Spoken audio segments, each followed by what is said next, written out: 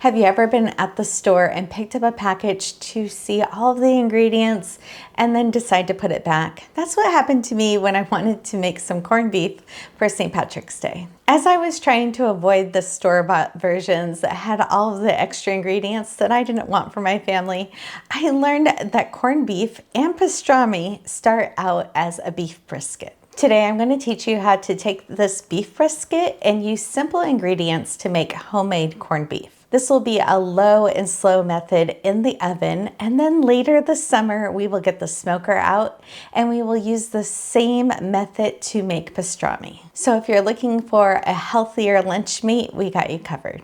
If you're just meeting me, my name is Amy Cross and this is The Cross Legacy, where I teach you how to save money on groceries. Our grocery budget is based on $135 per person, and there's only 2 of us here at the house, so that means our grocery budget for 2 years now has been $270 per month. With that grocery budget, I also am able to buy half of a beef every other year. So when I realized that corned beef was just a piece of meat I already had in the freezer and could use, instead of dropping big money at the store, it came in really handy to learn how to do this technique. And it's a great money-saving thing if you find some beef brisket on sale, to be able to put it into the freezer and use it all year long. Brining the brisket is really important. This just starts with a simple solution of salt, water, and a little bit of brown sugar. And don't worry about exact measurements. We are going to have this on a blog post, and the recipe will be linked in the description. I am using a sea salt for this, but you can use sea salt or kosher salt. Now my corned beef today will end up being roast colored and it's not that pretty pink corned beef color. One, because I'm avoiding using any of the curing salts in it. If you're trying to avoid the curing salt, which is what turns the meat pink, you can use this simple trick. If you slice up a beet and add it to the brining water as you are dissolving the salt, it will release the colors in that, and then the colors will end up soaking into the roast. After you have dissolved the salt and the sugar into the water, you can add some more water in there until you get 2 quarts of water. And that's when you get to start adding some of the seasonings. Most of the seasonings I have in my pantry already, and you can pick and choose which ones you want to add. Then it's time to add the seasoning that will flavor the meat. So you can add anything that you have in your pantry. I added 6 garlic cloves that I crushed and a couple bay leaves. I added a few cloves to it. I added whole peppercorns and also mustard seeds and coriander.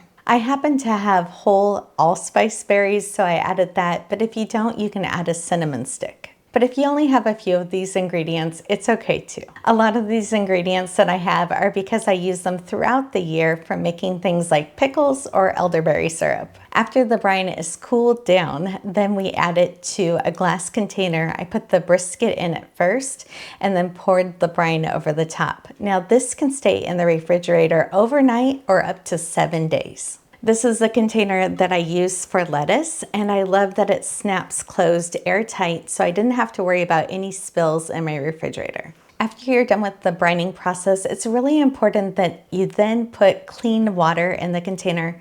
So I dumped out the brining water and then I put the roast back in it, and then I put clean water in it for 30 minutes. That will help some of the saltiness go away. I then patted it dry and let it air dry for a little while before I got the spice blend ready to go. If you want more of a traditional corned beef roast, then you can just skip this rub part and put it directly into the oven.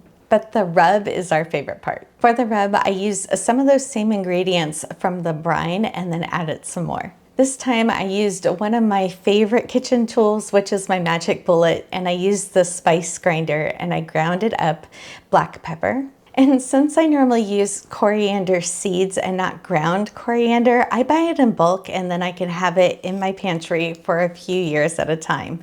And then I can just use the seeds in my magic bullet blender and blend it up, and I have both products that I need. And I honestly don't use minced onion very much because I normally just add onion to things. But when it comes to a rub, you need some minced onion. This is actually some onion that I had dehydrated and then I ground up to put in this jar. I also use that garlic and herb seasoning that I use all the time, some ground mustard, and some paprika. And if you want to add a little bit of sweetness, you can add some brown sugar during this step also.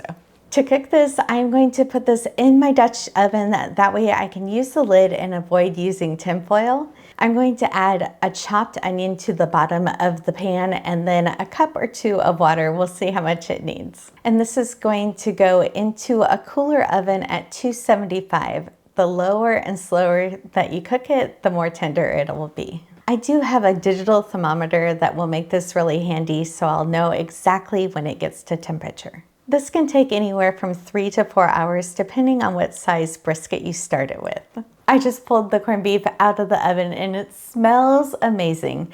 We're going to let this rest for a little while and then I'll slice into it and we will show you a video of that so you can see it. And remember to let it cool down before you cut into it and cut against the grain. Now, I will be getting some cabbage and making some more sauerkraut before St. Patrick's Day, so I can have this as a traditional corned beef meal. But we also like to slice it really thin and put it into the freezer so then we can pull it out throughout the next couple of months.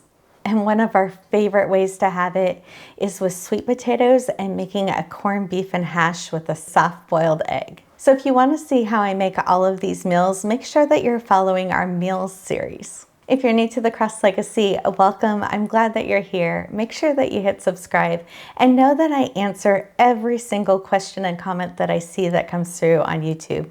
I do this at least twice a day to try to stay on top of all the comments, and it's my pleasure to help answer any questions. And if you're looking for certain video links that I might have mentioned, we will make sure to list some of those in the description along with the recipe. Make sure that you're following along, and this summer we are going to make smoked pastrami using the same method.